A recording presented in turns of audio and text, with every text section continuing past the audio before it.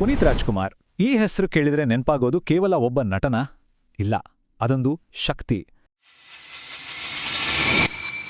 ಅವರ ಲೆಗಸಿ ಅಂದ್ರೆ ಅವರ ಪರಂಪರೆ ಎಷ್ಟು ದೊಡ್ಡದು, ಅದು ಹೇಗೆ ಕಟ್ಟಲ್ಪಡ್ತು? ಬನ್ನಿ ಇವತ್ತು ಇದನ್ನೇ ಸ್ವಲ್ಪ ಆಳವಾಗಿ ನೋಡೋಣ. ಕೋಟ್ಯಾಂತರ ಜನರ ಮೇಲೆ ಅಚ್ಚಳಿಯದೇ ಉಳಿದಿರೋ ಆ ಪ್ರಭಾವದ ಹಿಂದಿನ ಕತೆ ಏನು ಅಂತ ತಿಳ್ಕೊಳ್ಳೋಣ. ಒಬ್ಬ ನಟನ ಪರಂಪರೆ, ಅವರ ಲೆಗಸಿ ಎಲ್ಲಿವರೆಗೂ ಹೋಗ್ಬೋದು? ಸಿನಿಮಾ ರಂಗವನ್ನ ದಾಟಿ ಜನರ ಮನಸ್ಸನ್ನ ಗೆದ್ದು ಆಕಾಶದವರೆಗೂ ಹೋಗ್ಬೋದಾ? ಹೋಗ್ಬೋದು. ಯಾಕಂದ್ರೆ ಪುನೀತ್ ರಾಜ್ಕುಮಾರ್ ಅವರ ಗೌರವಾರ್ಥವಾಗಿ ಒಂದು ಸ್ಯಾಟಲೈಟ್ಗೆ ಅವರ ಹೆಸರನ್ನೇ ಇಡಲಾಗಿದೆ. ಹೌದು, ನೀವು ಕೇಳ್ತಾ ಇರೋದು ನಿಜ. ಇದು ಅವರ ಲೆಗಸಿ ಎಷ್ಟು ವಿಶಾಲ ಅನ್ನೋದಕ್ಕೆ ಒಂದು ಅದ್ಭುತವಾದ ಉದಾಹರಣೆ ಅಲ್ವಾ? ಸೊ ಈ ಪರಂಪರೆ ಅನ್ನೋದು ಬರೀ ಅವಾರ್ಡ್ಸು ಅಥವಾ ಬಾಕ್ಸ್ ಆಫೀಸ್ ಕಲೆಕ್ಷನಿಂದ ಬಂದಿದ್ದಲ್ಲ, ಅದಕ್ಕೂ ಮೀರಿದ್ದು. ಮೊದಲು ಅವರ ಮರಣದ ನಂತರ ಸಿಕ್ಕಿದ ಗೌರವಗಳನ್ನೇ ನೋಡೋಣ. ಯಾಕಂದ್ರೆ ಇವು ಅವರ ಪ್ರಭಾವ ಸಿನಿಮಾಗೆ ಮಾತ್ರ ಸೀಮಿತವಾಗಿಲ್ಲ ಅನ್ನೋದನ್ನ ಕ್ಲಿಯರ್ ಆಗಿ ತೋರಿಸುತ್ತೆ. ಒಂದ್ಸಲ ಗಮನಿಸಿ, ಇವೇನೂ ಸಿನಿಮಾ ಅವಾರ್ಡ್ಸ್ ಅಲ್ಲ. ರಾಜ್ಯದ ಅತ್ಯುನ್ನತ ನಾಗರಿಕ ಪ್ರಶಸ್ತಿ, ಕರ್ನಾಟಕ ರತ್ನ. ಆಮೇಲೆ ಇಡೀ ರಾಜ್ಯದ ಜನರ ಆರೋಗ್ಯ ಕಾಪಾಡೋ ಹೃದಯ ಜ್ಯೋತಿ ಯೋಜನೆ.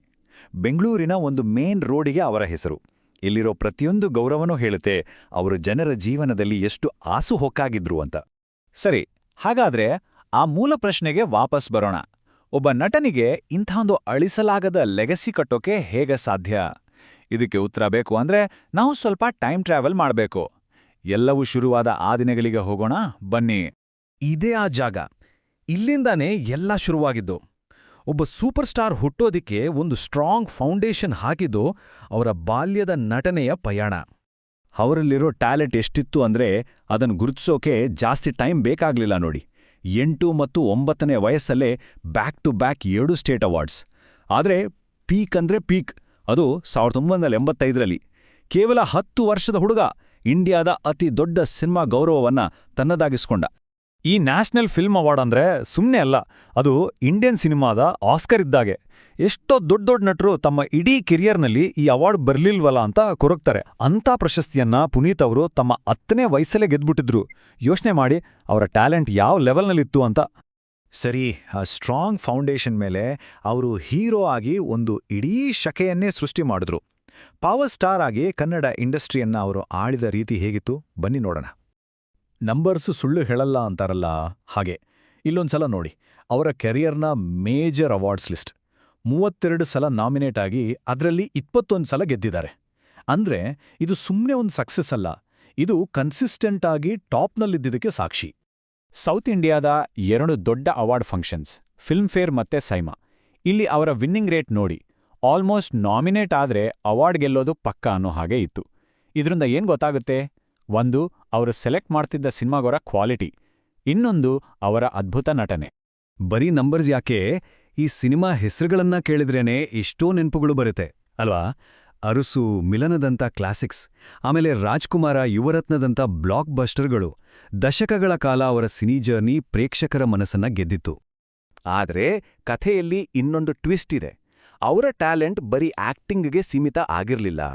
ಒಂದು ಕಡೆ ಬೆಸ್ಟ್ ಆಕ್ಟರ್ ಅಂತ ಅವಾರ್ಡ್ಸ್ ತಗೊಳ್ತಾ ಇದ್ರೆ, ಇನ್ನೊಂದು ಕಡೆ ಒಬ್ಬ ಅದ್ಭುತ ಸಿಂಗರ್ ಆಗಿ ಕೂಡ ಗುರುತಿಸ್ಕೊಳ್ತಾ ಇದ್ರು.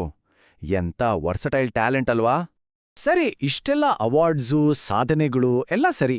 ಆದ್ರೆ ಪುನೀತ್ ರಾಜ್ಕುಮಾರ್ ಅವರ ಲೆಗಸಿ ಇದನ್ನೆಲ್ಲ ಮೀರಿದ್ದು. ಅವರ ನಿಜವಾದ ಪವರ್ ಇದ್ದಿದ್ದು ಜನರ ಪ್ರೀತಿಯಲ್ಲಿ. ಆ ಪ್ರೀತಿ ಎಂಥದ್ದು, ಎಷ್ಟು ಆಳವಾಗಿತ್ತು ಅಂತ ಈಗ ನೋಡೋಣ. ಈ ಒಂದು ಫ್ಯಾಕ್ಟ್ ಬಗ್ಗೆ ಸ್ವಲ್ಪ ಯೋಚನೆ ಮಾಡಿ. ಅವರು ತೀರಿಕೊಂಡ ಒಂದೇ ವರ್ಷದಲ್ಲಿ ಬರೋಬ್ಬರಿ 200 ಕನ್ನಡ ಸಿನಿಮಾಗಳು ಅವರಿಗೆ ಟ್ರಿಬ್ಯೂಟ್ ಸಲ್ಲಿಸಿವೆ. ಅಂದ್ರೆ ಸ್ವಂತ ಇಂಡಸ್ಟ್ರಿಯೇ ಒಬ್ಬ ಕಲಾವಿದನಿಗೆ ಕೊಟ್ಟ ಬಹುಶಃ ಅತಿ ದೊಡ್ಡ ಗೌರವ ಇದು. ಅವರ ಮೇಲಿದ್ದ ಪ್ರೀತಿ, ಗೌರವ ಯಾವ ಮಟ್ಟದಲ್ಲಿತ್ತು ಅನ್ನೋಕೆ ಇದಕ್ಕಿಂತ ದೊಡ್ಡ ಸಾಕ್ಷಿ ಬೇಕಾ? ಈ ಪ್ರೀತಿ ಏನಿದೆಯಲ್ಲ, ಇದು ಬರೀ ಥಿಯೇಟರ್ಗಳಿಗೆ ಸೀಮಿತವಾಗಿರಲಿಲ್ಲ.